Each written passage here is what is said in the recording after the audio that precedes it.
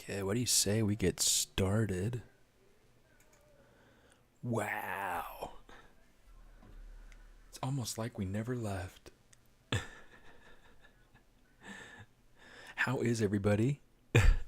So, for those of you who were present, don't want that down on the ground. For those of you who were present during the ZBrush live stream that ended about 15-20 minutes ago, this is where we got our ornament to. You can see, I mean, I've got some stand-ins, so I've got a present for, the present that I'm going to model in at some point, or like make in real life. And then you said those who were present in your, yeah, you got me. And then the ribbon to kind of stand in for the ribbon from the bow that they're going to be hanging from. So yeah, so really just trying to make sure that this is kind of ready to go. Those are the practical elements that are not going to be there, so we're just going to get rid of them for right now. Let's go ahead and get started on solidifying these guys. So first thing I want to do is I'm just going to make a boolean for each and every one of these guys. Some of these pieces I need to kind of fix a couple of things here real quick before I commit to everything. That looks good. That looks fine. This guy right here needs to have another couple of subdivision levels just so that he is nice and purty. Let's see. What's this? Does this have do the belts have? They do have a subdivision level, so let's go ahead and add another subdivision level. Should be fine. With everything else though, like the legs, the shoes, I think they already have some subdivisions to them, so let's just go ahead and add one more just to make it so that's a little bit nicer. Is there anything else that I absolutely need to smooth or finesse? That needs to be dynamically smoothed. This needs to be dynamically smooth, but not with thickness. Okay, so I'm just going to keep working my way up.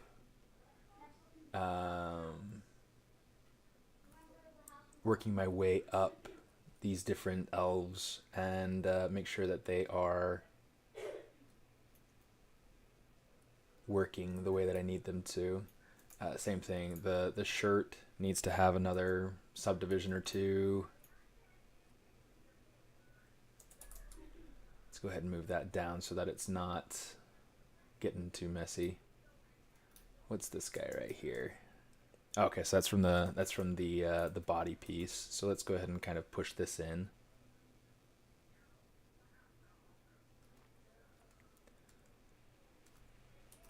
You know what? Let's make sure this is coming out too. This needs to kind of fill in this space a little bit better. I mean, in the grand scheme of things, it might not matter too much, but it matters to me. Okay, let's go ahead and kind of fix this a little bit too. Kind of just want to give it a little bit more volume there. You can have it kind of, change that shape just a little bit.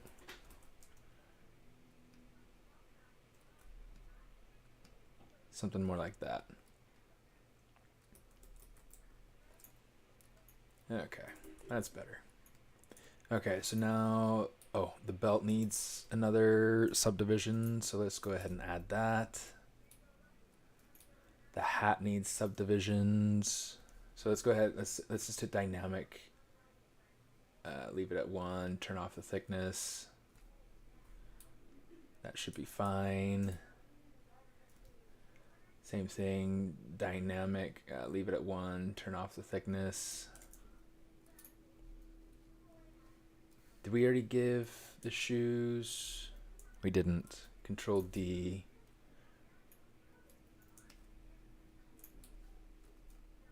Oh, you know what? That's a good point. Did I? Yeah, that should be fine. Okay. Control D on the shoes. Let's grab that belt. Control D. Let's grab that body. Control D a couple times. The hat. Let's turn on dynamic. Turn off the thickness. Same thing with the band. Oh, leave that. Turn off the thickness. Did we get everything? This doesn't feel like it's super smooth, so maybe what we'll do is we'll turn on an extra level of dynamic smooth there. That looks fine. So it has 4. This has 3. Okay, so that's fine. We'll just go ahead and Control D one more time. And one thing I do want to try to get is just a little bit smoother with these hats. They feel like they're a little bit too faceted. So I just want to make sure that this is just nice.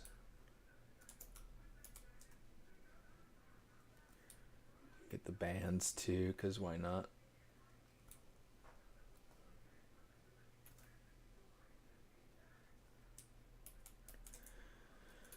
Okay. All right. We have this ready. Okay, so now we can go through the process of Boolean ing everything together. So I'm just gonna go ahead and start. We're gonna say Boolean with dynamic subdivisions, and and that'll go through and it'll create this new piece. You see that? So like, this is all one Boolean piece now, and that's super cool, super fun to me. Oh no, look at that. I wish I had paid attention to that because that's a pain. Let's say Control 1. Let's go ahead and kind of select this. We'll smooth that out. Here, just make sure that we have just this leg selected, and then we can just kind of push this in so that it's hopefully nice and smooth. Okay, now we can go ahead and we can do that dynamic Boolean subdiv stuff magic.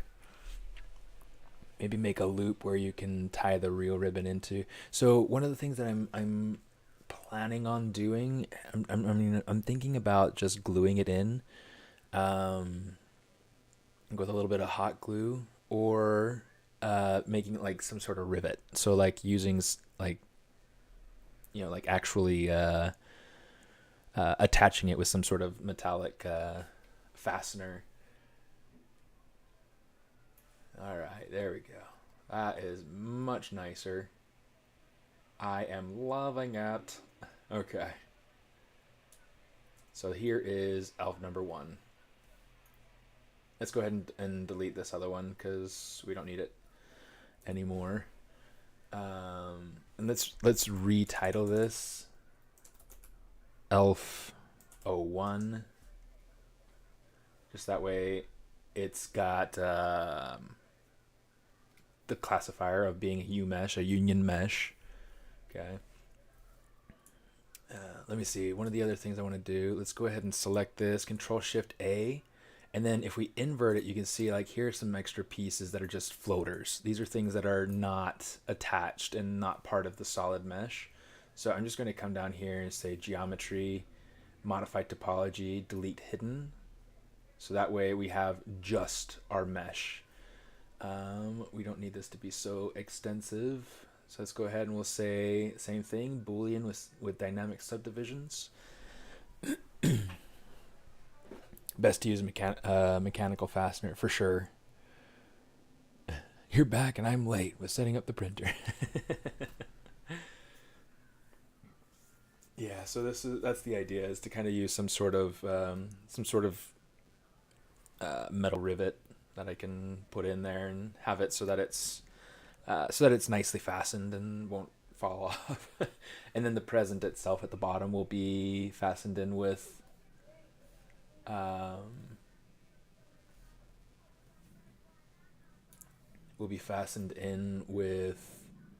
glue. Okay, so let's go ahead and let's. Oh, I forgot to smooth out the hair. That's what I forgot to do. I mean, at the scale that it's going to be at, I'm not sure that it's really going to matter too much, but I do care, so I'm going to. There you go. Just grab that, delete that, turn this on. Oh, snaps.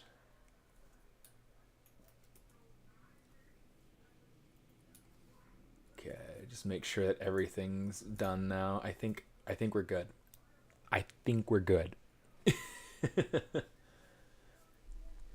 Okay, elf one. Let's go ahead and say Boolean dynamic subdiv. It doesn't take too long, so I'm not too worried. And you know what? While we're here, I'm just going to go ahead and save because, you know, it's a good idea.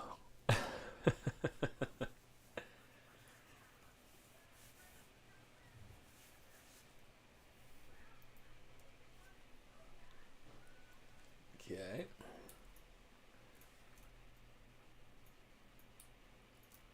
There we go. That looks so much nicer. Oh, good job, guys. Good job. Be brave, don't save. Oh my goodness, that is the worst mantra I've heard in my life.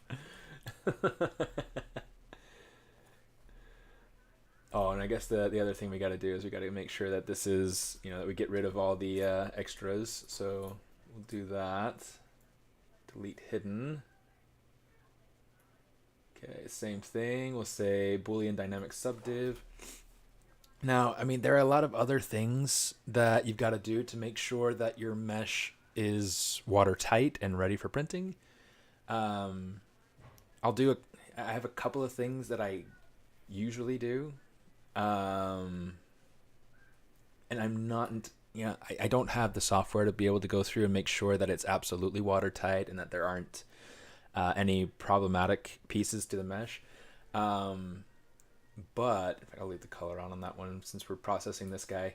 But the thing that I do have, in fact, I'm going to take this. Let's do some decimation stuff. Two things that I do to make my mesh ready to go is I'll come in here. I'll say subtool, not subtool master, decimation master.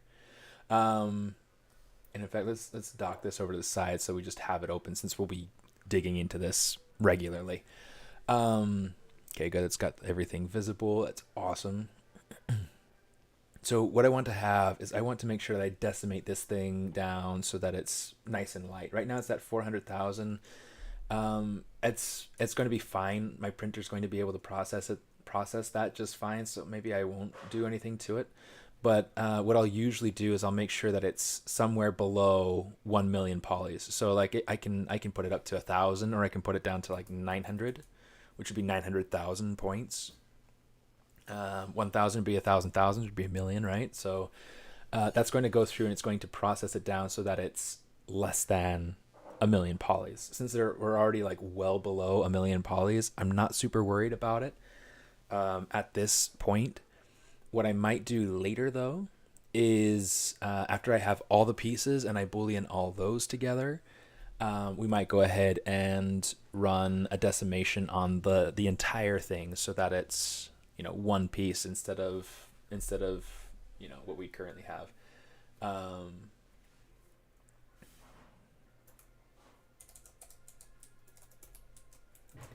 Elf 1.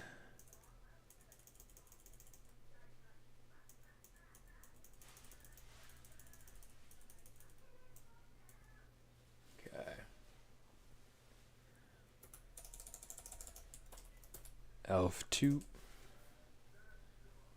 Okay, so we want to do the same thing that we did with the other elf, right? We want to go ahead and we'll just select a small piece of that hat. We'll go Control Shift A, invert it. You can see here all our little floater pieces. Okay, so now we can just take this and we can say geometry, delete hidden. Cool. And now let's go ahead and let's turn off solo mode because the Boolean won't work with solo mode turned on. Okay, so now we've got our elf3. We're going to say Boolean with dynamic subdiv. Did I use the GOM software? No, I didn't. I wanted to get into that stuff, but there just wasn't enough of an opportunity for me to do it. You know, like there wasn't.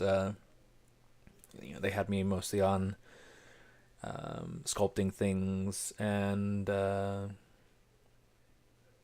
yeah, prepping things for rides, which is fun. You know, I don't mind that. I would have liked having a little bit more of like a technical training, just because I feel like it's useful stuff, especially if you know don't spend. You know, there's all that stuff there, floaters from the inside, floaters from the outside, from the inside. Get rid of that. Get rid of that. Rename elf3. Okay. So now what I want to do is I want to combine all three of these into one single folder. 1, 2, 3.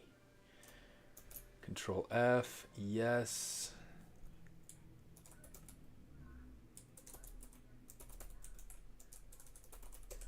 Elf ornament boolean.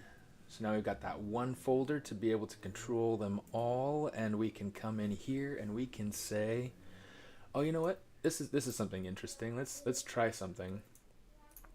Purely because I want to see kind of what it looks like if I were to hit dynamic on this. It looks like it's not really doing anything. So maybe it's not as big of a deal. Because I mean, all these things, you know, it's going to have like a nice crisp edge wherever things are meeting up. But I do kind of like how much smoother that looks once it's dynamically smoothed. So it might be all right to go ahead and just hit the dynamic on all these, and then once I what's it called? You know what? This is going to be a nice little place to go through since he doesn't have a beard. To cover up his little ear transition here, I'll just go through and kind of smooth it out some. I'll do the same thing for like his chin. That'll be nice. Give him a little bit more dignity. It's like, my chin does belong on my face.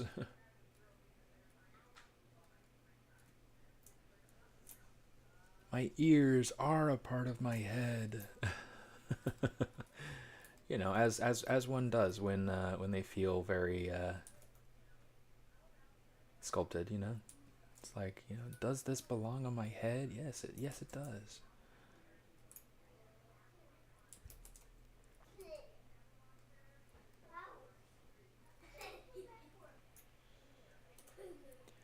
You're gonna go through here and just kind of smooth out this little stuff through here.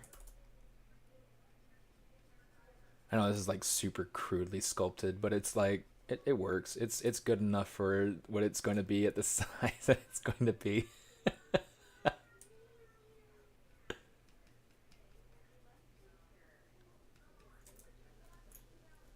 Okay. Let's give it a little bit lighter of an intensity here so that I'm not totally destroying it, but I'm still trying to even it out. Okay. So let's pull all these together now. We already checked elf3, right? Yeah, looks like we're good. Okay. So let's go ahead. Let's do this then. We'll say Boolean with dynamic subdivisions. Boom. It'll take a little bit longer because it's going to be a lot heavier since I have the meshes on there dynamic. Oh,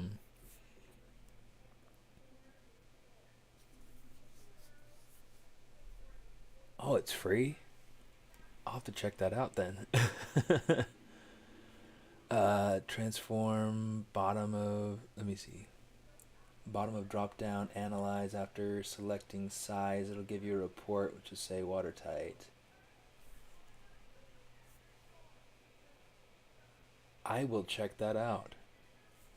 Since we're at this point of, I'll probably go through. What I'll do is I'll run my normal process of like going through, decimating it, closing holes, and then I'll check that, because that's a cool tip. I actually didn't know that that was a thing.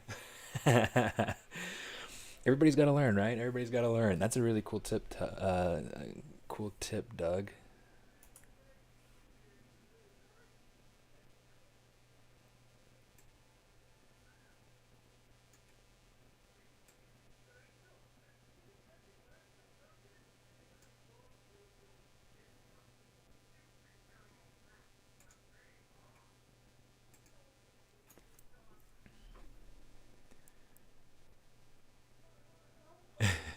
Be brave and save.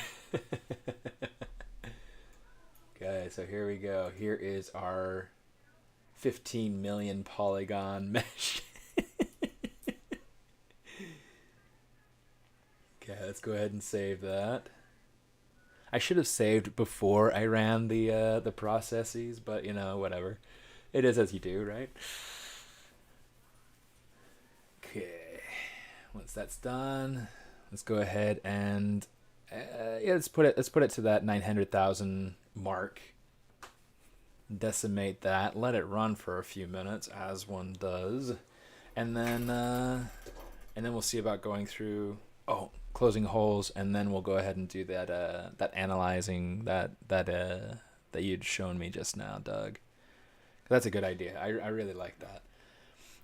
It's one of the things that I really like about ZBrush is that lately, especially these most recent times, they've been doing a lot to make sure that yeah, to make sure that we have as many tools available to us as possible. And yeah, it just makes things nicer. It's so funny looking at these guys. From 15 million down to less than 1. That's what we're hoping for.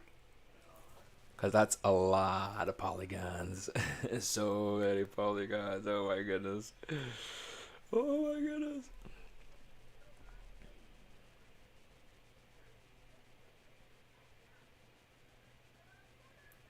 See, I'm trying to think. This past week,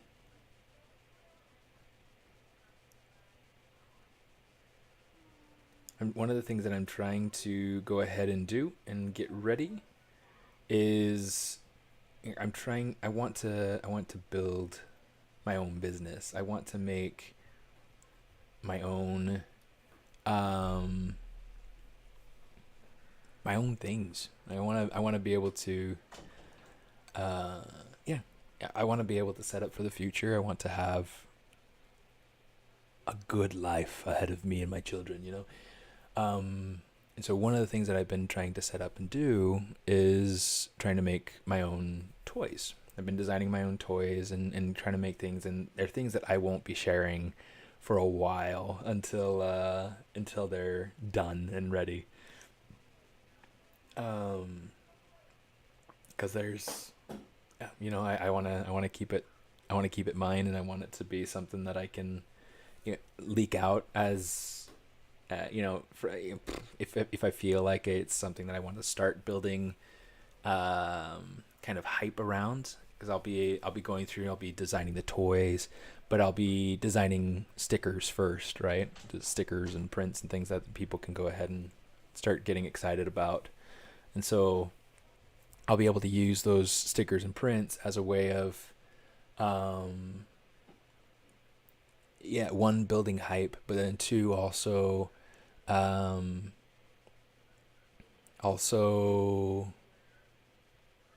kind of announcing when things are going to be coming out, and be like, oh, coming such and such a date, or or it's in production, or whatever. It'll be cool. And the other thing I want to do is build another course. Make something that's. I've been trying to look through some of the people that I look up to, like Jay Hill. He's super awesome. I really like his quality and style of editing from his videos. I want to make something that's kind of similar to that, because he's really good at presenting information and also cleaning up his presentation so that it's nice and tight, instead of being, like with me when I'm going through and I'm talking, I have a lot of that sort of stuff. But he cleans up his presentation so it's really direct and really clean. Oh, it's almost done. It's almost done. Okay, 15 million. I'm hoping it gets to exactly 900,000. That'd be so epic. That'd be so epic.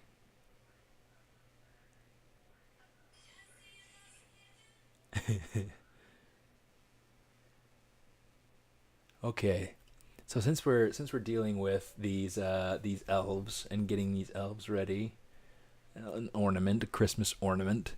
Let's. I want to hear from you guys. What is your favorite Christmas tradition or favorite holiday tradition? If you don't celebrate Christmas, it's not fair. But if you,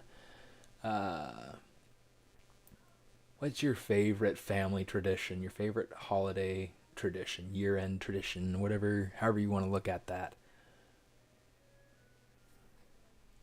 Oh boy. Oh boy, just below 900,000. Look at that. Look at that. So that's so great. That is so wonderful. I'm going to save it, and then I'm going to fill holes. It's like when you get to this point, it's like you want to be so it's better to be overly cautious, like err on the side of caution, than it is to anything else. Come down here. Let's say close holes. Okay, looks like that happened. And it's still at 899,999. Wow! Okay, let's go ahead and save it now. Take just a second.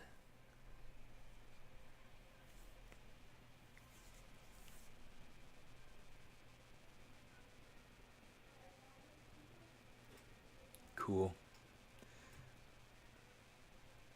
It's so funny.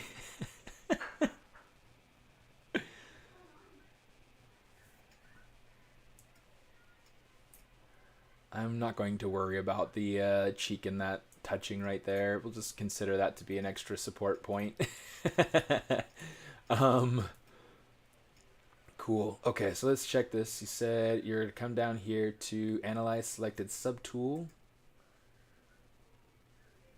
Selected subtool has generic units of. So I want to make sure that this is a good measurement for me. Essentially, it's saying 3 inches tall. I want it to be more than 3 inches tall. I want it to be more like maybe 5 or 6 inches tall. We can fix that though, but it's one of those things where it's like we just pick our units. So let's go ahead. I like to work in centimeters. Subtool is watertight. Yes. Print screen. Save that. That's cause for celebration right there. Watertight. This is the size. The volume is wow. That's pretty cool to go through and see about the volume. That's epic. I like that. Area surface. That's a lot of area surface. Cool. Oh, I don't want to save it. That's nice though that it does that. Um, cool. So we've got this going on. Cool. So now all we got to do is really just export this. It's ready. Because of the size of this, let me see.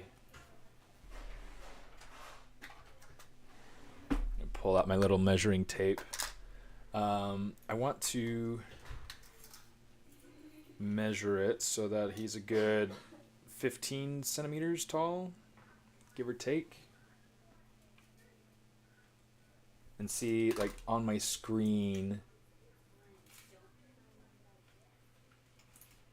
so that I can judge like real life scale. You know what? That looks pretty stinking good. And that's 17 centimeters tall on my screen.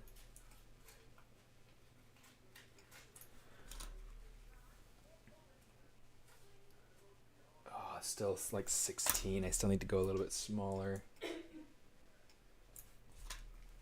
Okay, so that should be good. Yeah, there we go. So that's 15 centimeters tall. Shift S. So one of the things I want to try to do is I want to try to judge this at scale to see if I feel like it's going to be sufficient for here. In fact, let's come over here.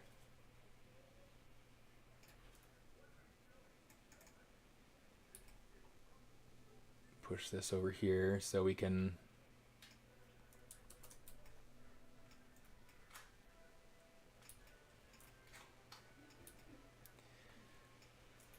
at this scale, what I'm trying to look for is I'm trying to look for thin points. So I'm trying to look for things like, like the tips of the hair, the tips of the shoes. Everything looks like it should be just fine. Also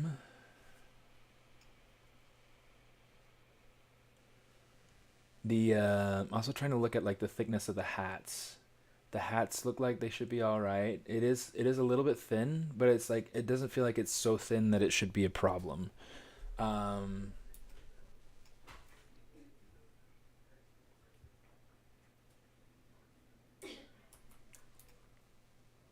Oh no!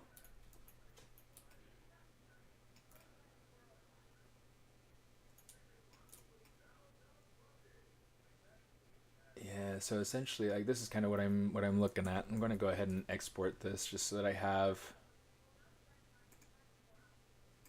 elf ornament 03A so we get like a good full turn of them.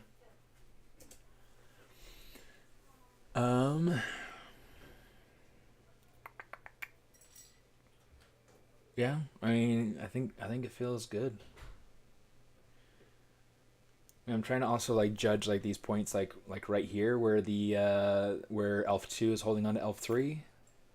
That feels like that should be good. That should be just fine. I mean, it's going to be really heavily reliant on the glove area because that's going to be where the thinnest point is. It's kind of like where that glove is.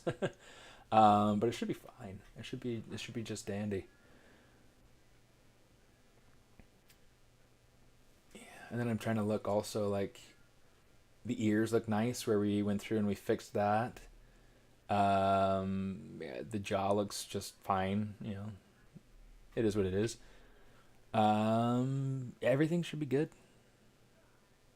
I'll keep it. I think this is good and ready to go.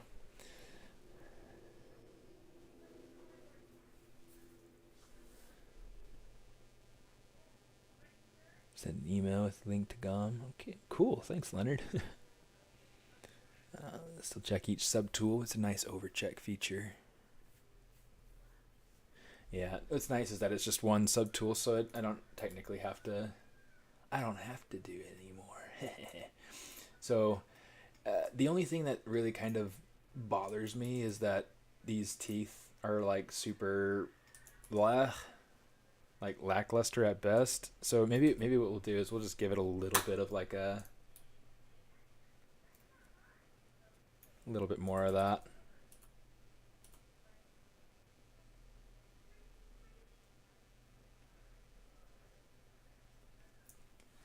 I think that feels a little bit nicer, a little bit cleaner.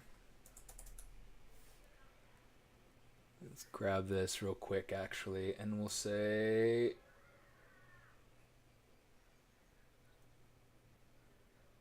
it gives it a little bit more dynamic of a feel. Okay. That's not going to be reflected in the original sculpt, but it'll be all right. Should be good enough. Let's go ahead and hit save one more time because we made changes. Because I blinked since the last time I saved.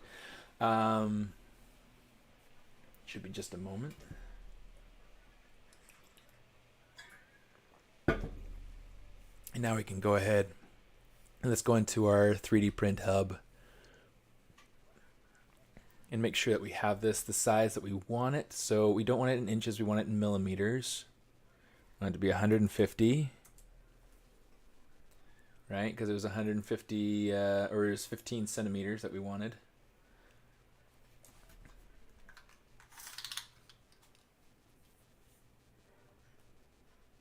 Yeah, 15 centimeters, 150 millimeters.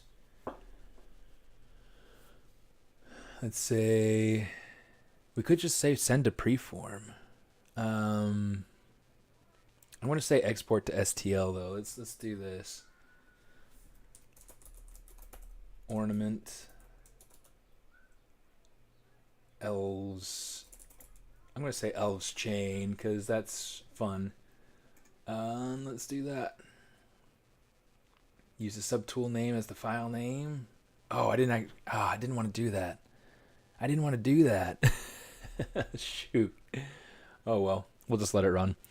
What controls the thickness of the created mesh when using mesh project brush?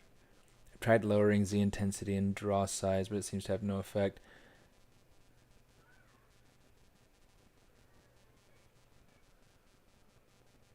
The thickness of the created mesh when using mesh project brush. I'm not familiar with that. Let me see. Mesh project brush.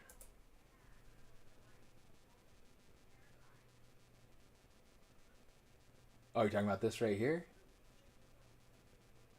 I don't know. I'm not familiar with this There are some of these like these mass driven brushes that have come out recently, like the mesh splat or the mesh extrude, mesh balloon, these sorts of things. I haven't dug into those. I haven't really felt like much of a need for it, but yeah, it's a masking brush. It should be one of those things that's kind of fun and interesting to play around with, but it's yeah, I don't know.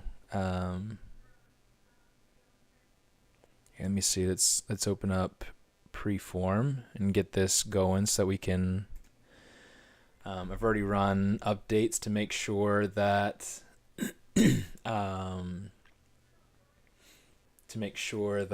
everything should be up to date and everything should be good and ready to go. The printer's on. Yeah,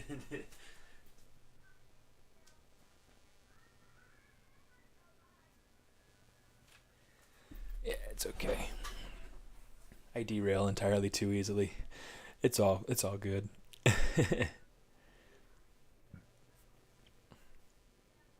Oh, so you gotta change the Z intensity when holding control. That's interesting. That's kind of a cool little feature. Okay, let's go ahead and drag this in. Actually, let me check my units here because if I'm working with centimeters, it's going to be bringing it in millimeters or inches. I guess I exported it in millimeters. So let's it didn't really technically bring anything in, so we need to bring it in first. Let's go ahead and we'll grab Santa. I need my ornament. Ornaments.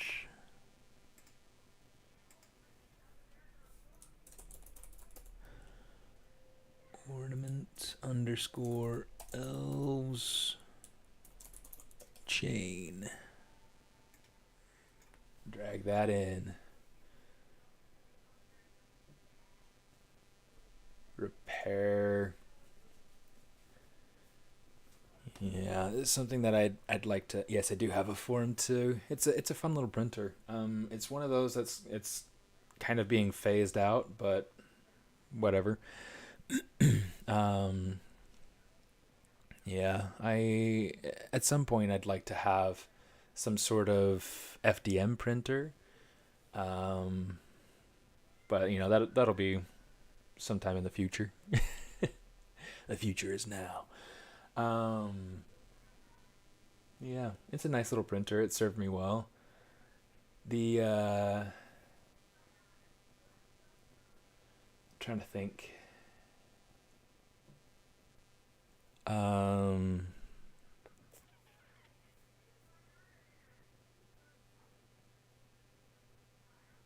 yeah, I guess we'll just say that's the end of the thought. I guess if there was anything else I had to say, it wasn't important.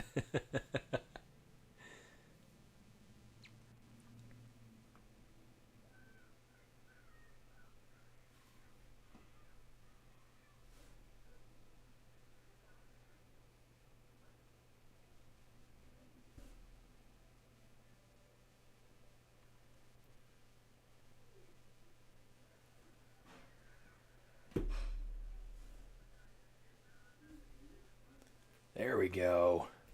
I was like, when's it going to finish? But it at least recognized that it's got the right units, things like that. So that's nice. I'm going to change my angle a little bit, make it so that the heads are more on top. I'm going to try to make sure that I don't get as much of an overhang with these, like, so you can see like wherever it's red, that's an unsupported minima. So it's wherever it's where it needs support. um, I'm probably not going to be able to get away from having supports underneath, like, it's not printable. I know that. Gosh. Um, but yeah, so let's go ahead. I want to make sure that I'm getting a decent angle though, and that looks like it'll work for me. Yeah, it looks like that should work pretty well. Let's go ahead. Let's add some supports. I don't like using the full raft. I like using the mini rafts. It's just like, I feel like it saves so much. It saves so much material. You know. So yeah, let's go ahead and kind of get a better angle at this. Touch point size. I usually bring this down to like 0.5, and the density down to like 0.9. And then there'll be some points, I'm sure, where I can go ahead and check and make sure if things like this little hairpiece on our elf number 1 has support that's touching the cheek. I want to make sure that I can go through and control that so that it's a thinner support. Height above the raft. I'm just going to take this down to 3. Delete 3.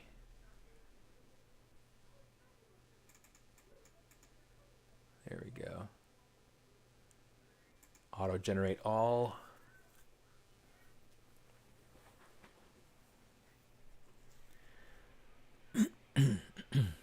Models need more support. Is that right?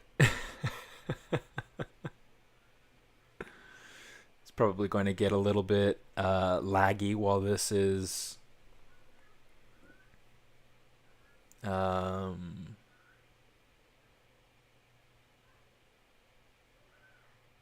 going through its trouble. You see, you finally got your FDM printer working again. Just finished a 5-day print. Holy cow!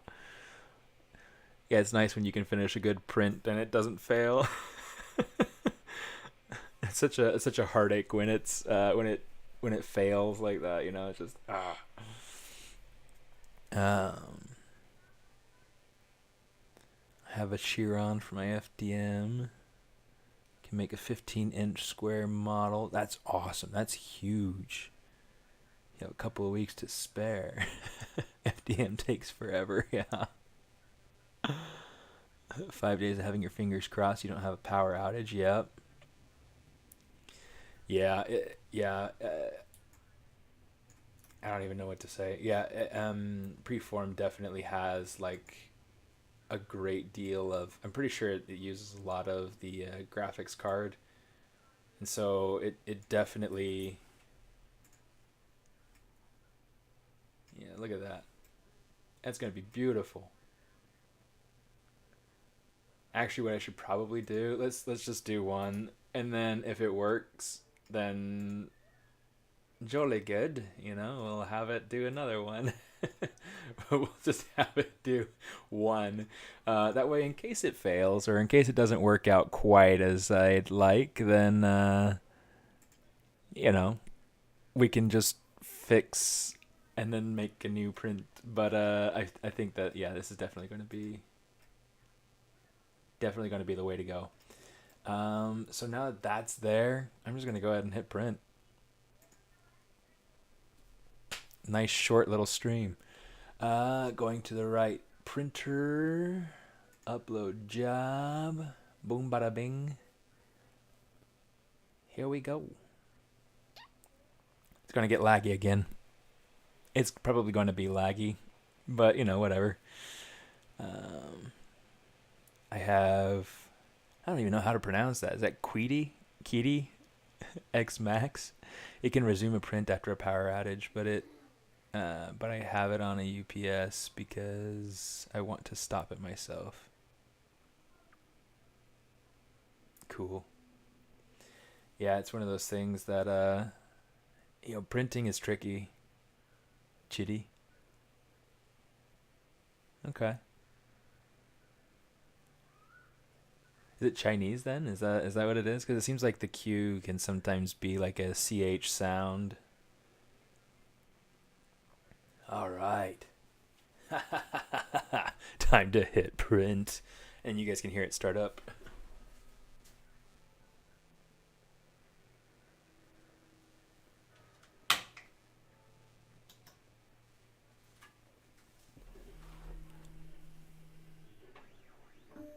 Ooh. Just got the text saying your print has started. Awesome. So there we go. So now you can just say I don't need to track it online. But the nice thing about Formlabs is that I can track things online. It works really well. I'm really happy with the placement. I was worried that I was going to get too much like support to character like body like to top surface placement, but the ones that I see kind of hitting the top of the body, they should be really clean and easy to remove. How likely are you to recommend Formlabs to a friend or colleague? I was just recommending it. Oh my goodness, extremely likely. I just did it. Your industry. Oh boy. Entertainment, arts and entertainment.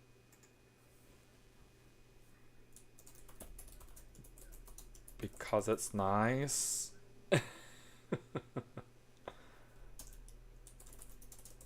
Thank you for asking again.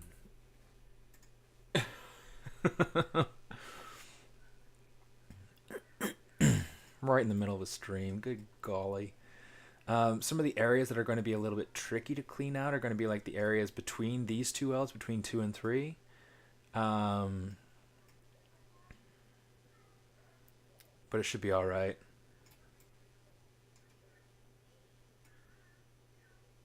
Yeah. Dude, this is exciting. This is going to be good. It's going to take the rest of the day to print, but it should be ready by the time evening rolls around. And maybe when we do that, you see the details. Yeah, details. Maybe once it comes out, I can jump on either an Instagram live and show it off. Yeah, let me close this and we'll let's save it. Sure. Let's get into the right folder.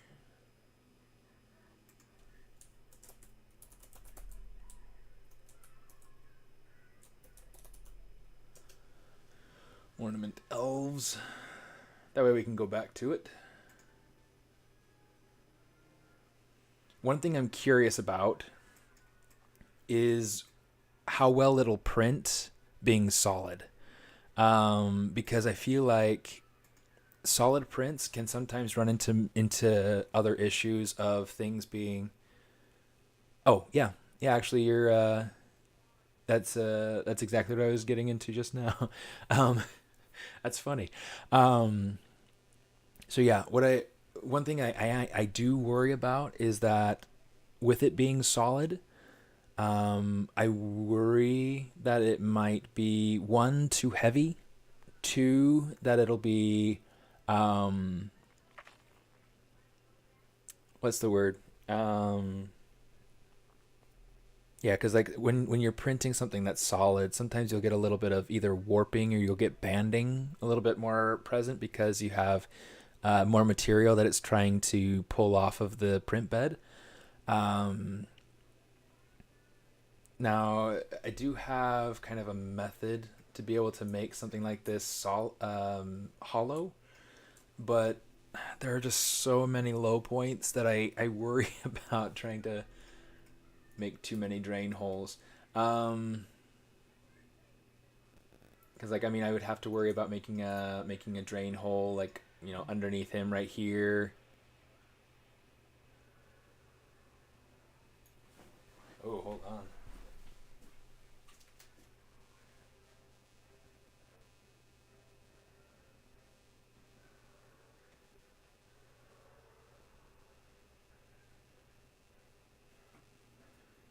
Got to adjust the printer a little bit.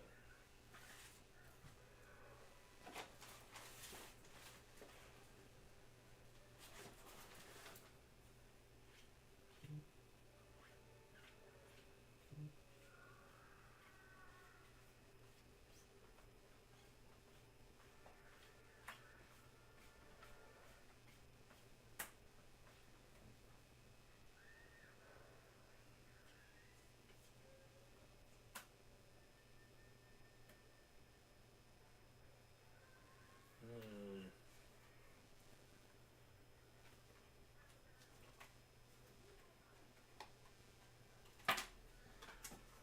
Real quick, I'll be right back.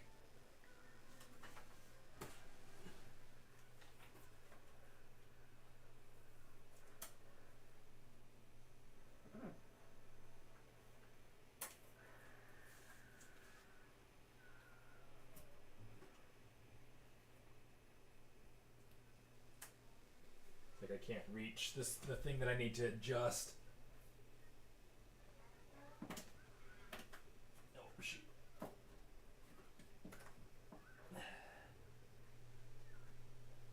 There we go. Printer is level. Awesome. Continue. Yeah, you do that. Yeah. Okay. That's better.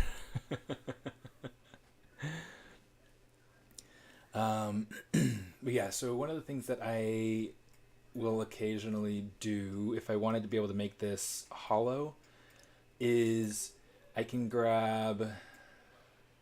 See if I can remember where it's at now because it's been a little while since I've done this. Um,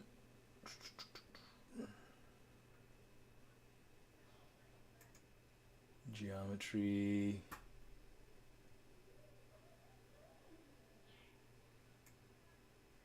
Oh my goodness, I am like blanking on where it is that I. This is something that I used to do pretty regularly actually, and now it's like I'm.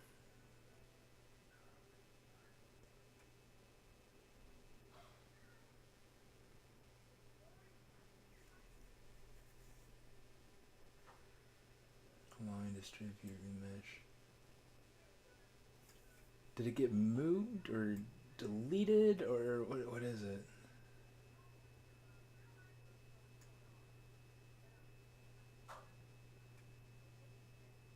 There's, I'm trying to think of what it was called. It was called like a.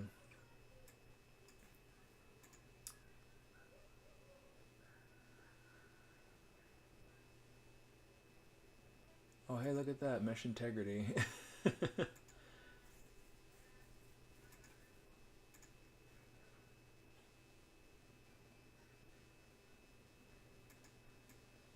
Cool. Okay.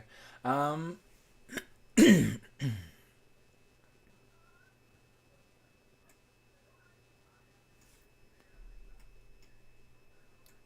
know what? Here's what I'm gonna do. I'm going to try.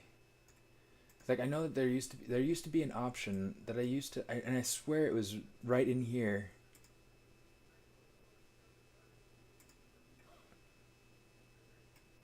Oh wow, that's messy.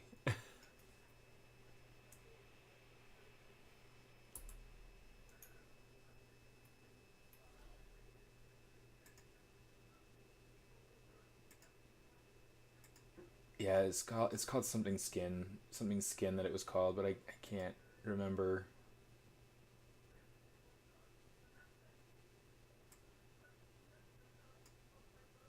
Can't remember what it was called. Okay, well there's this, and this'll be decent enough to start with. So I can take this and we can say, start smoothing it down or something.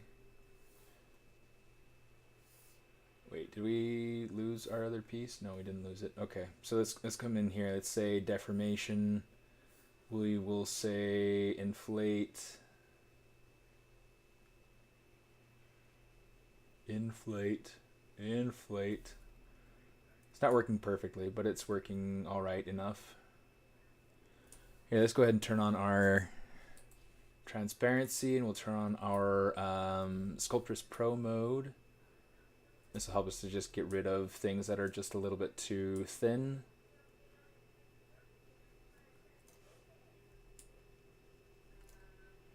Some of these areas, like right here around the pom-poms, I want that to kind of disappear. Because I want the pom-pom to be protected and to be thick enough. Kind of smooth that out, and I try to keep my transparency on, so that way I can keep track of whether it's kind of coming through, whether or not it's fitting. This is getting dangerously close to that surface right there, so we're just going to kind of push that in.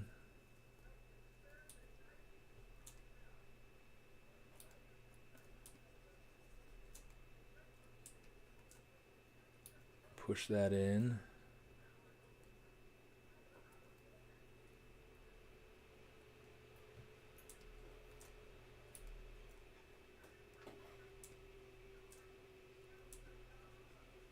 Kind of thin out those, get it so that we get more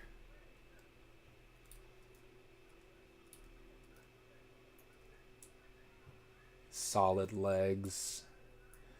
I think one of the things that I want to think about with this sort of thing is that by making it hollow, I'm changing the balance of it, and I can greatly throw I can throw the balance off, right? Um,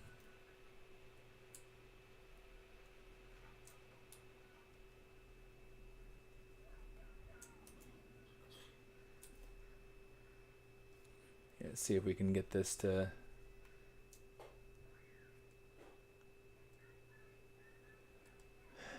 kind of disappear. I want this to like break a connection. There we go.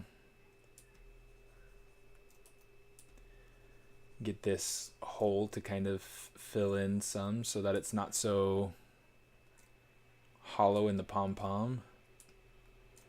You see it's going through that point right there, so we just got to kind of move that over, check it from different angles, make sure that it's not penetrating anywhere. We're getting some weird penetration here on the top of the head, so let's kind of move that in so that it's not creating issues for us, hopefully.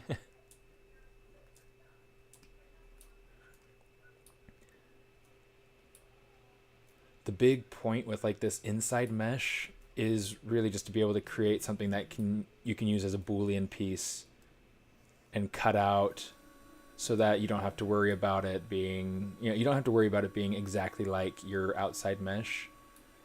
Obviously there's going to be like thick spots and thin spots, so it's one of those things that takes like a ton of time, but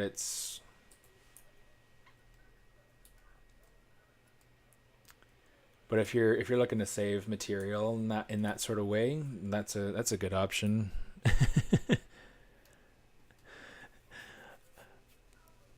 I was going through and kind of manually doing it. Dynamesh is a lot easier, but the thing that I don't like about Dynamesh is that then I lose detail. I lose the crisp lines and things like that, which, you know, at the size that it's going to be at, I don't know that it matters a whole lot. Um, Control Shift D. Let's go ahead and do this. We'll say, let's go ahead and start the Dynamesh. Modified topology. I'm not modified topology. What am I doing? Dynamesh. To get it to be the right resolution, let's see if the picker will actually work. Nope, picker's not going to work. I'm going to need like 712 or something like that. Somewhere around that area, I think. Turn off blur. This is going to get really heavy.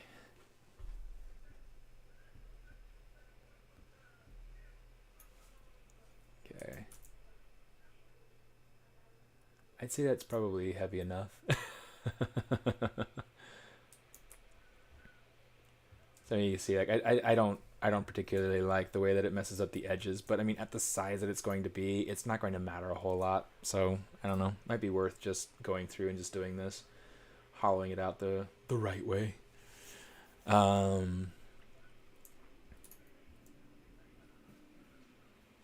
It looks like the stream kind of like ducked out and came back or something. Let me see.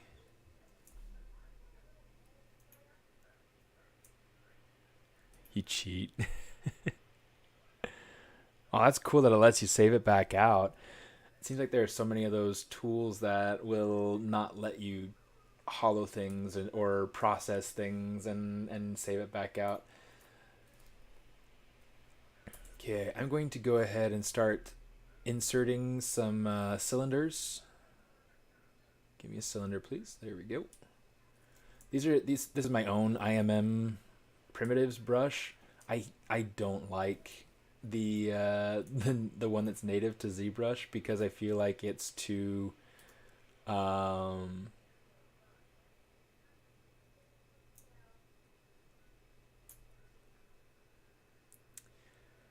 what's the word? Like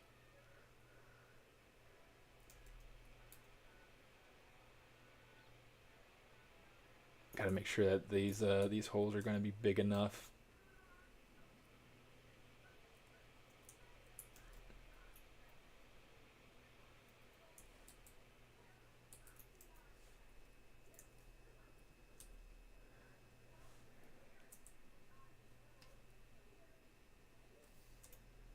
Say split or I guess we'll say we could just say split unmasked. Split unmasked. Let's do that.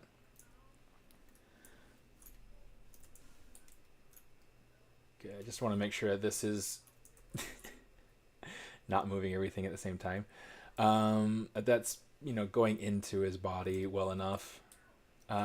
With it angled the way that it's going to be angled, I'm going to need to have like another vent like down underneath his ankle.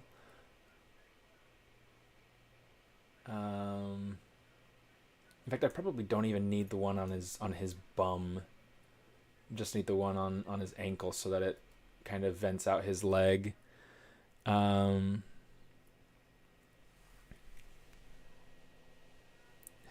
no such thing as cheating if it works.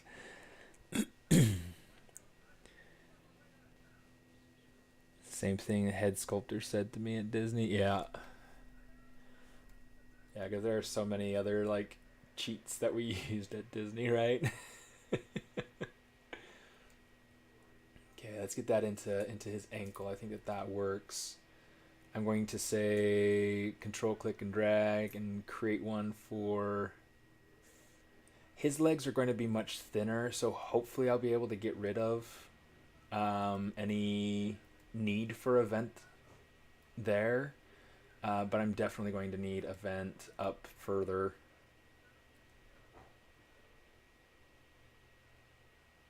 That's going to be a little bit too Here, let's put one up here because I might be able to just fill it in with epoxy and make it all right. You know, sculpt that in, make it work. Okay. So yeah, I'm hoping that'll be thin enough that I don't have to worry about it too much. Let me see. Another place that we might have cupping looks like it'd just be on this guy. So let's what do you guys think? Does that look like about it? Like just three vents? You know, get this going into his backside.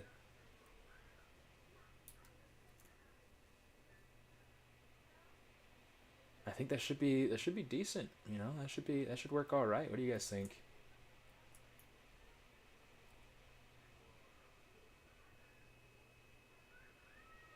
I want to avoid having that vent touching his leg because I don't want it to mess up with that detail there.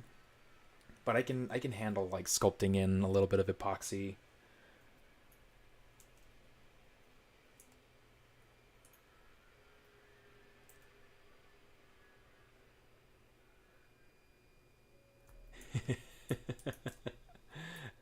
I get that feeling.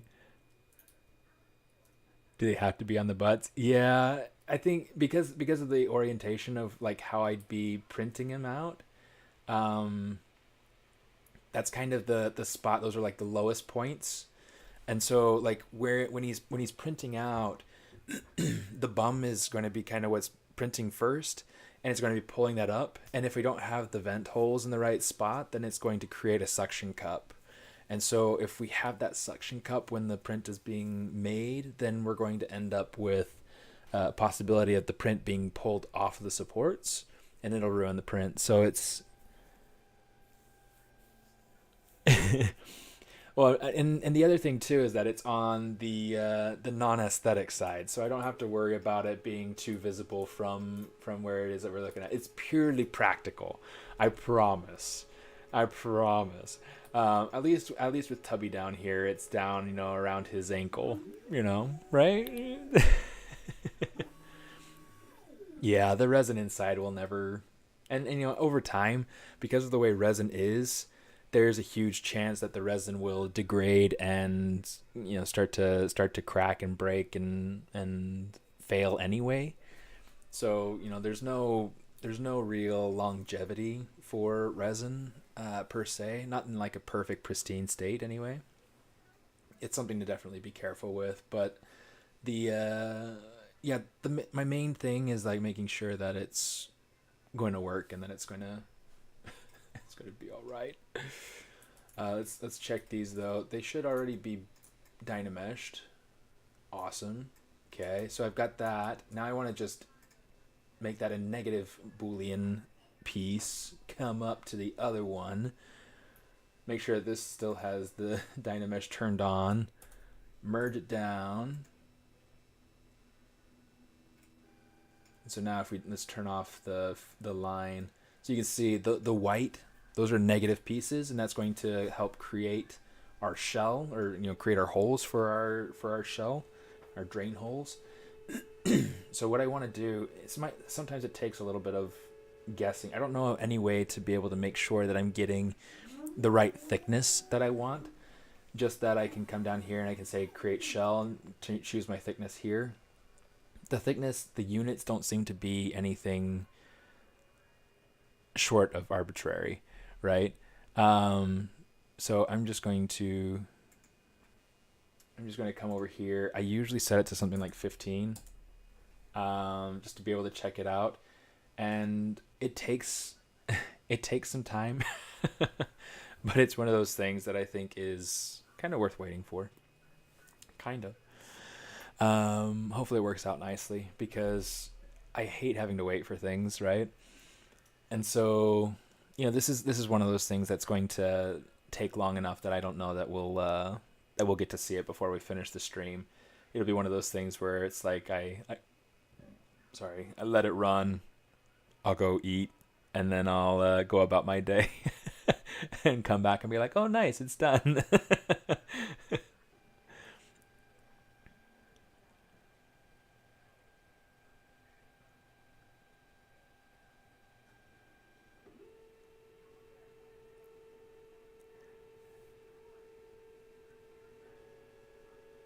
Cheeto box allows you to put drain. I'm probably butchering that name.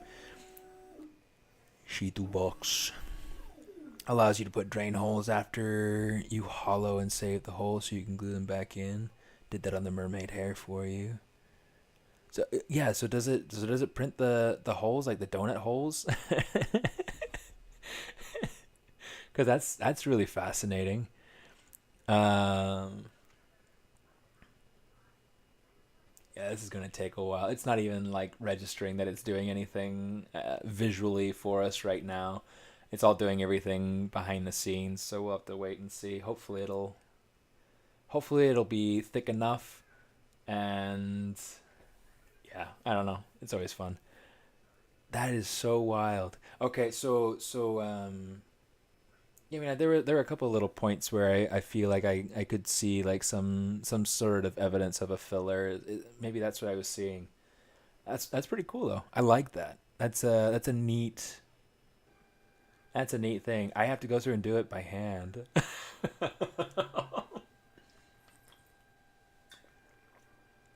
And granted, I could go through and have it have ZBrush make the little fillers for me and just like boolean out those little pieces. Um, I'm not gonna worry about it though.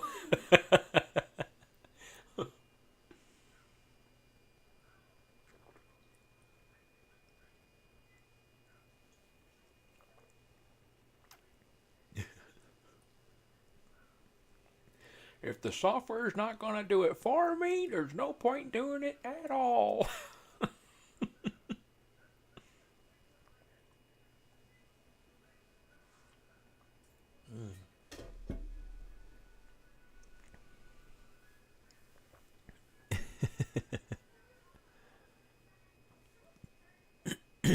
Shrug. Oh, awesome. Let me see. I'm trying to think of something else to talk about. Oh, here's something cool. So they're easier to handle. That's fair. So I got, since we're waiting for ZRES to do anything and we're just not really doing anything else here, let's go ahead and I'll do this. I mean, this is the ZBrush live version of this, but whatever, it still works. So I just got this new headset strap for my Oculus, and I'm super excited to like actually use it. I haven't actually used it yet. I've had it for a couple of days now. I was thinking that I would totally dive into it and be like, oh, this is great, this is wonderful. I just haven't had time yet. Between work and everything else, kind of life, my hair is miserable. It's getting too long. It's it's a wreck. Um, but yeah, it's really kind of fun. I am trying to think if there's anything else that I want to. Does anything you guys want to talk about? Anything that you guys you'd throw up if you had to do that? Sorry. It's funny. There are some experiences in VR that are really really hard to stomach, if you can we'll put it that way. Um it's but I find that it's really not too bad. There are like for instance, um like there's because one of the things that it does really nicely is that it tracks your environment really well. So like if you're in this virtual environment, this virtual space, you can walk around in it and you can handle what you're seeing because you're feeling your body moving with it, and it's tracking your movement within this virtual space according to your physical location within your own physical space. Um,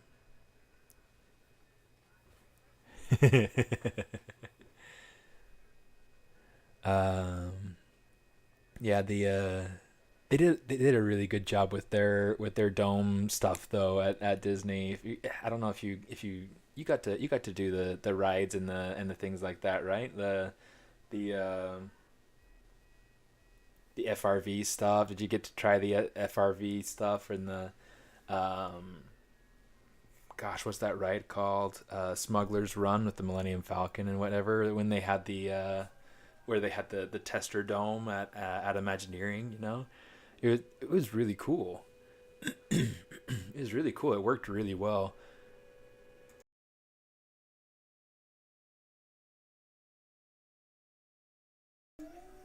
I feel like wherever there's a disconnect of what you're seeing and what you're experiencing with your eyes to what you're experiencing with your body, that's where things get super miserable. Of course, you know it's different. It's different for everybody, but it's that's been kind of my experience. So there are games that you can play where it's like you can move through a virtual space, even though you're not moving in in the physical space, and that takes some getting used to for sure, especially if you're like if you're not like teleporting. So like if you're like, you know, pointing to a specific place and then you appear there, it feels very different than if you're like moving through, you know, like nice and smooth. But yeah. Um yeah, I remember those 3D projections. It was nice. It was fun. But yeah, it does get kind of trippy. Let's talk about why I would start paying subscription for ZBrush when I purchased a so-called perpetual license so many years ago. Yeah, that is kind of a tricky situation. In the very least, um, in the very least, it's nice that our license shouldn't go away. At least not for a long time. I mean, Grant, I bought ZBrush back in 2012, and I haven't had to pay for any upgrades or anything. And I mean, I've been paying $300 a year for Adobe. It's like I don't even get the 3D software out of that I want. I do get all my Photoshop, my After Effects, Illustrator, and design, all that other stuff though. So it's been good and it's been helpful and it's definitely been very used. Um, but yeah, I mean having subscription stuff for ZBrush, it does become certainly a lot heavier um, for the individual user because I mean the way that Pixelogic has made their money with ZBrush is because of corporate licenses. Companies cannot upgrade their licenses at all, you know, version up at all without paying for the upgrade. And so that's been a big thing for here. Let me see if I can actually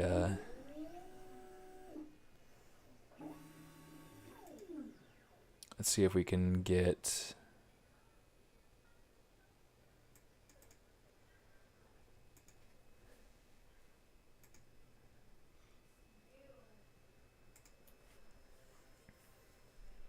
Because I want to use my own stream tag here. See if I can get a big. But yeah, it's media file, video capture device.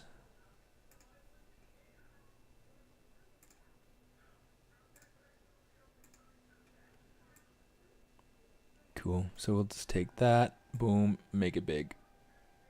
There we go. Nice and pretty. Lock that. And then where's my other laptop webcam? Let's lock that. Okay. Turn that off so we don't have to worry about seeing too many of me. Um, Although it could be cool. I don't know. I see two of myself. But yeah, so I mean, to me, it's a little bit heavy. And because I'm an instructor, I teach at Noman. So because I'm an instructor, I qualify for the educator's license, which is like $20 a year, something like that. Hey, Vladimir, how you doing? Um, but it's like that then disqualifies me from using that for things like freelance projects and whatnot. So having that perpetual license has been a huge saver for me. Um, Granted, I can't remember prices of like how much ZBrush is going to cost for the upgrade, but yeah, you're gonna offer a pass for each upgrade. Maybe that's possible. But yeah, I know that it's been a huge lifesaver for a lot of people who I mean, artists don't get paid as much as they deserve. They don't get paid nearly as much as they deserve, especially from companies that thrive because of the art. So it's one of those things that's really kind of tricky. I'm going to move this off to the side so that you guys can at least see the keys. I'll leave it there so that you guys can see the keys on one of them and you don't have to worry about being completely blind. Yeah. Yeah, because that's one of the things that I feel like, to me, as an artist, I really super appreciate being able to use ZBrush perpetually without having to to worry too much about extra costs. And it's just, I mean, granted, I don't do as many freelance projects. I don't do a whole lot of things. I try not to do things that are not for myself outside of work. Extra projects, extra freelance, that sort of thing. Um,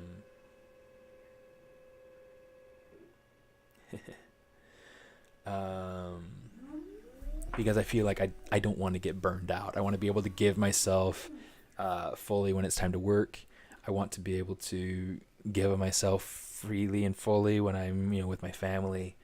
And I want to be able to have the time to do things like this where I'm streaming and having fun and doing things that are my own thing in my own spare time, wherever that happens, right?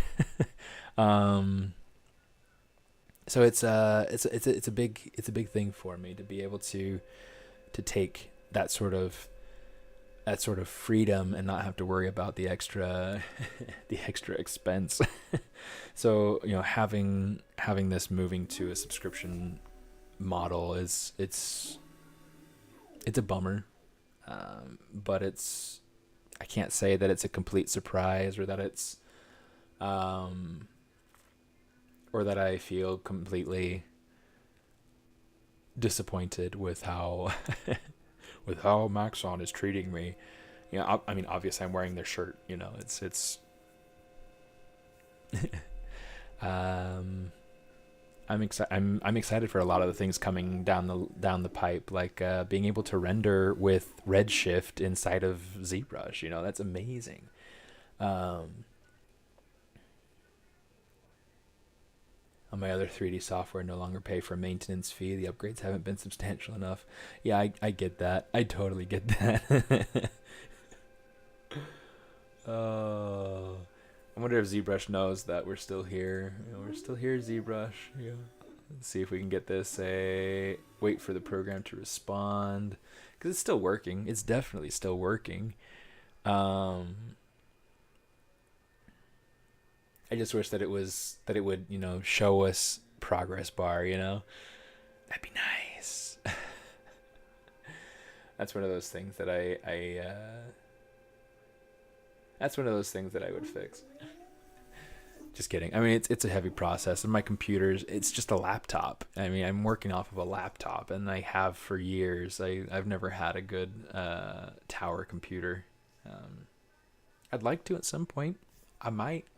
We'll have to see.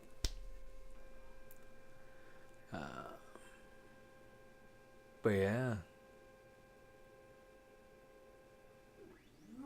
progress bar equals spinning beach ball. Yeah. Right now it's a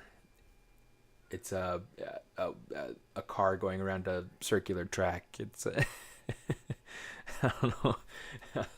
Pull it over here so you guys can see my little car going around as a circular track. Uh, what's the coolest progress bar you've ever seen? There got to be some cool ones out there. The dog boss that asked, "Program is not responding. Would you like to cry?" Yes. How did you know?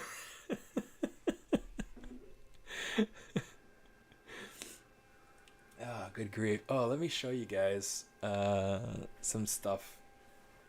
My old tower just took a dump. Oh no. No.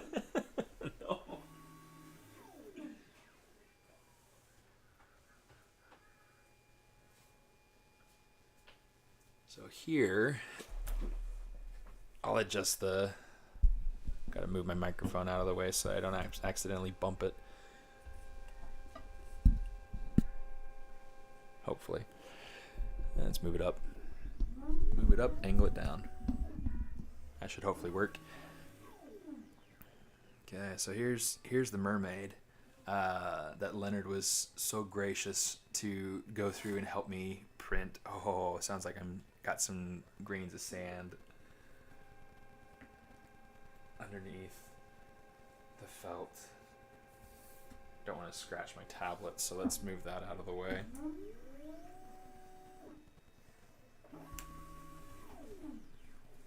I gotta move everything because everything's in the way. Big golly.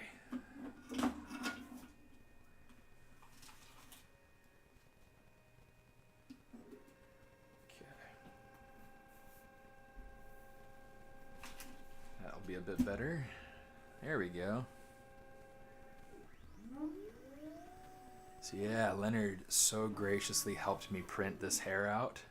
He went through and he cut and engineered it so that it could fit into his printer, and and it was such a lifesaver because it was I mean it's huge. It's a huge piece of hair. And so for me to be able to get this onto my printer, I was like, I don't have time to cut this up and put it together and all of that. So, where did she get broken? We got the beach shots. I'll show you here. So you can see this fin right here and how this is nice and it's got all the full shape. The part that broke is the one on the other side.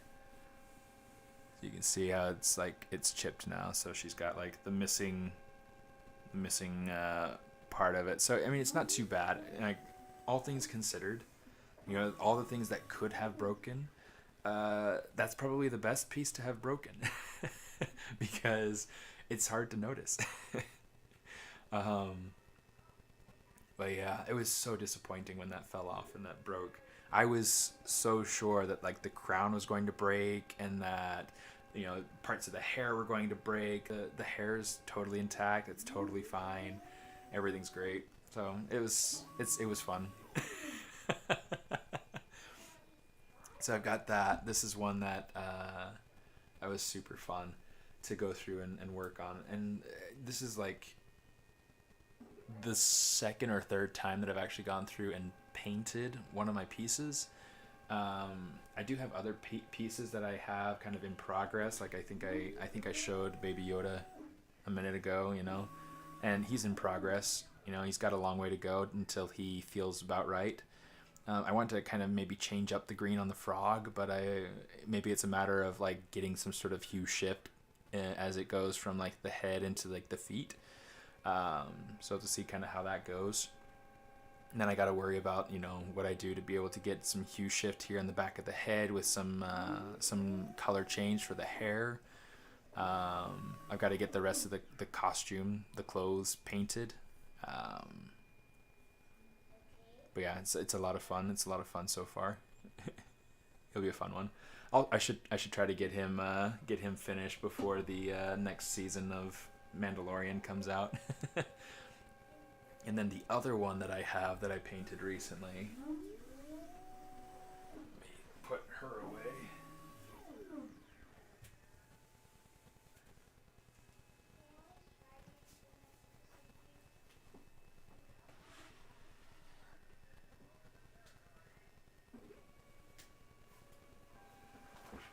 this is Sweet Tooth. Yeah, Sweet Tooth was a ton of fun. He's for those of you who have been around for a while, he was a design that we kind of created and sculpted on the fly as part of ZBrush Live, and he's one of my favorites. I love this guy.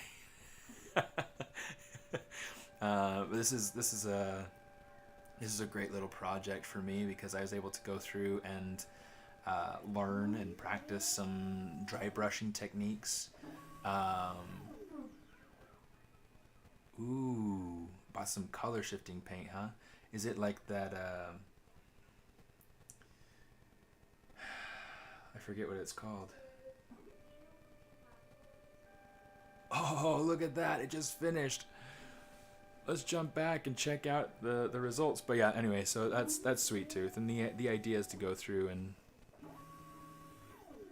yeah, I don't know, happily display him forever. He's fun. He's one of my favorites. He is one of my favorites. Actually, I kind of like having that up. Do you guys still hear me just fine with that microphone where it's at? I suspect you do, but I haven't gotten any complaints out of y'all, so we'll call it good. Success. Okay, let's adjust that some. Let's go ahead. We'll turn that off. Turn that on. Boom! Look at this guy. Okay, so now you can see. I mean, we've got this piece right here. 9 million polygons. That's super heavy. But now let's check out the thickness. We can see kind of how thin that wall is going to be. It's definitely working for the inside of this leg, but I feel like the 15 might not be quite thick enough, because here's what I'm looking at. Here's what I'm seeing. Oh, come on, you. There we go. Invert it. So here's the inside. Something that I don't want. I do not want save. Yeah, save. Let's save. Something that I do not want is for these legs to be hollow. Because I don't want them to be brittle. I don't want them to be fragile. I want these arms to be solid enough. You know, thick enough that they can handle all the weight. I want these pom-poms to be kind of closed in. So here's what we're going to do. I'm going to take this. We'll save this just in case we needed a version with like thin walls. And I'll go ahead and I'll call this thin walls.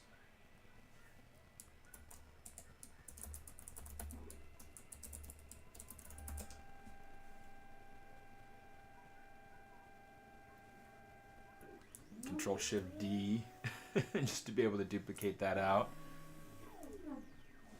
And then here what we need to do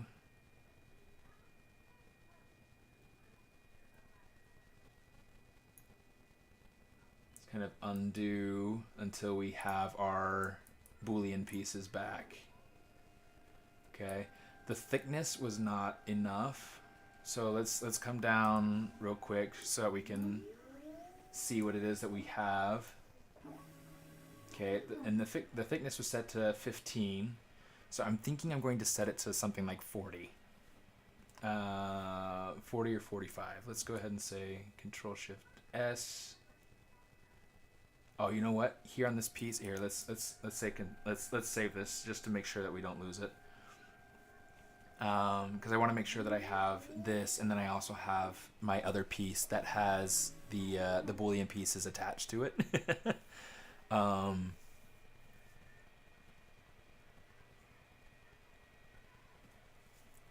So here we go. Let's go ahead and take this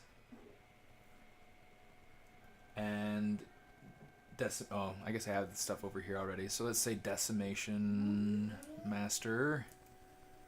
Let's come over here.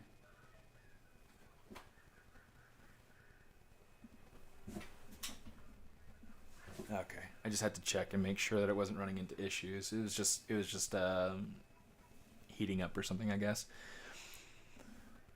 Okay, so let's just bring this all the way up to 1,000,000. Let's hit that custom button and let this one get decimated. But also, speaking of Dynamesh, we're going to want to make sure that we have Dynamesh turned off on this piece, because once he's decimated, we don't want the, what's it called? We don't want it to become Dynameshed again,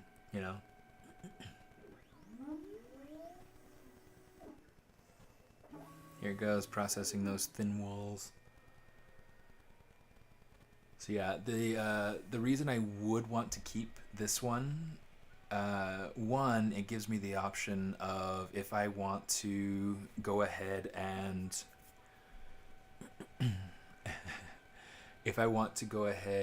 come to this and make a bigger piece, this will help me save a ton of material. And making it bigger will allow for it to be, the walls will be thicker because it'll be a bigger piece, and so just the thickness gets like scaled up, right? And that allows for this to save on material but still retain strength. Since this is something that's going to be nice and small, I'm not super worried about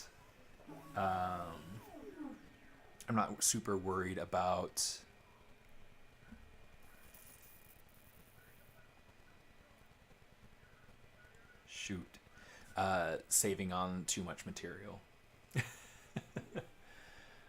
Not going to be too stingy with it.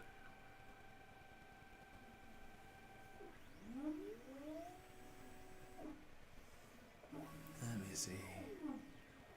You probably hear the printer in the background. It's funny, during work meetings, if I have the printer going, my boss will hear it and he'll be like, "Oh, you have the robot going?" It's just kind of funny.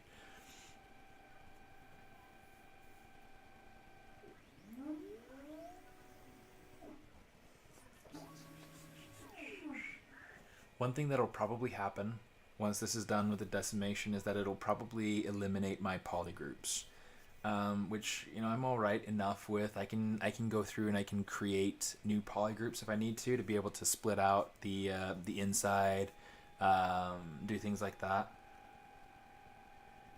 You think you're printing something in the other room? Sorry.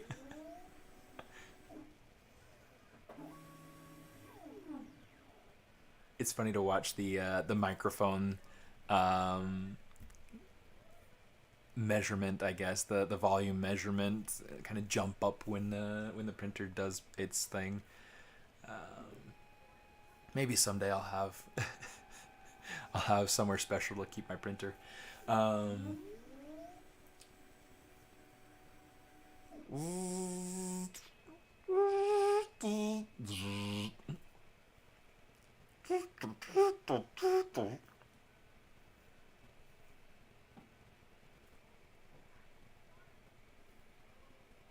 Yeah, kind of crazy. 12 o'clock noon. And we already have a piece on the printer. We're going through, we're hollowing it out for future generations. Yeah, this is decent. We're making some good time. We're doing some good things. Hey, miss.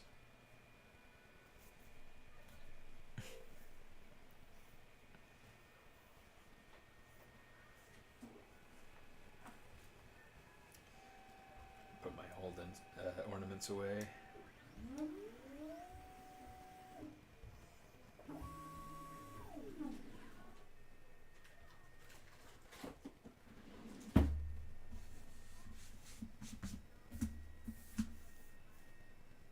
Almost done. Almost done.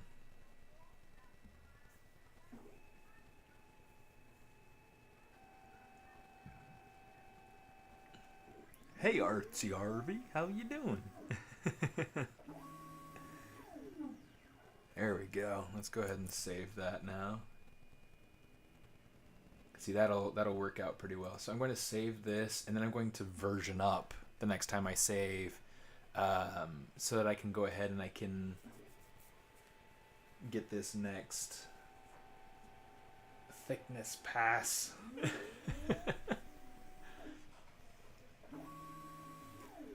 Almost there. Yeah, that looks pretty dandy.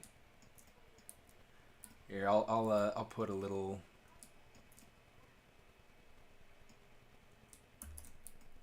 I'll put a little thing in there so that we can watch it from both ends.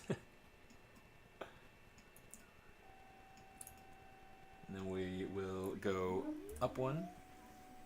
Okay, so here's what we want to do. Geometry, Dynamesh.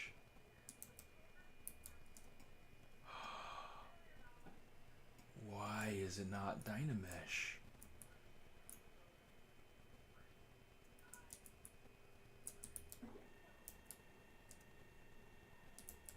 Okay, that's really weird. I don't know why it's doing that. But it wasn't Dynamesh a second ago. I undid and redid, and now it's Dynamesh again. That's just messed up. Okay, let's take this and let's say 40.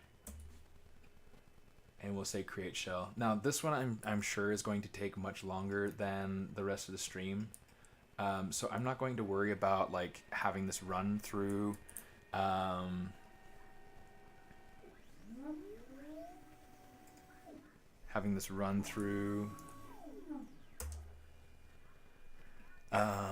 and we just sit and talk through it. I think what I'll do is I'll just go ahead and call it the end of the stream for now. Let's go ahead and once this is done saving, I'll hit create shell and we can wrap up. But guys, I'm so grateful to have had you guys here today, to been able to. Oh my goodness, how did that get rid of it?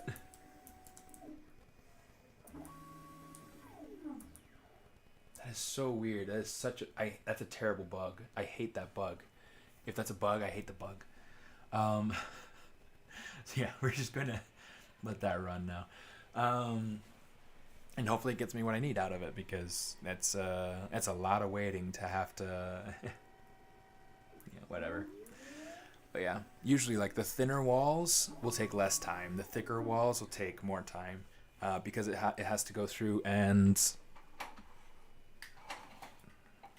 it's a little bit better. That's a little bit worse. It has to go through and calculate in like the distance from the outside points, and especially with like a complex surface like this, there's so much to calculate. So we'll just let it run. I'm going to call the stream done for today. Thanks for coming and hanging out, Doug, Leonard, Artsy Harvey. Thanks for coming and having fun for a little bit. I appreciate you guys coming, jumping on, saying hi, sharing your wisdom. I especially appreciate being able to learn about that analyze button there. That was good. That was really good. I appreciate that.